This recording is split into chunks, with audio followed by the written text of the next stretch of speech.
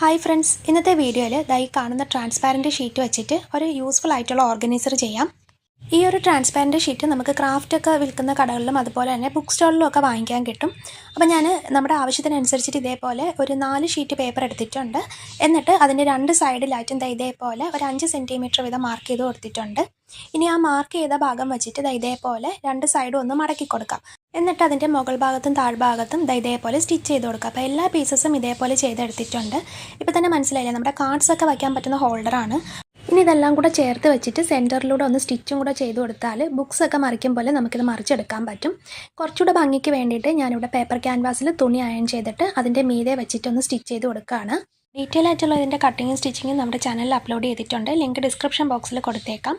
അപ്പോൾ ഇത് card ഹോൾഡറിൻ്റെ final look ഇതാണ് കേട്ടോ. വളരെ സിമ്പിളായിട്ട് ചെയ്യാൻ പറ്റുന്ന ഒന്നാണ്. ഈ ഒരു ഹോൾഡർ ഞാൻ ഗിവ് അവേയിൽ കൊടുക്കാൻ വച്ചേക്കുന്നതാണ്. ഗിവ് അവേയുടെ ഡീറ്റെയിൽസൊക്കെ വരുന്ന വീഡിയോസിൽ പറയുന്നതായിരിക്കും. അപ്പോൾ ചാനൽ ഇഷ്ടപ്പെടുകയാണെന്നുണ്ടെങ്കിൽ സബ്സ്ക്രൈബ് ചെയ്യാൻ മറക്കരുത്. നിങ്ങളുടെ അഭിപ്രായങ്ങളും കമൻറ്റ് ചെയ്യണേ.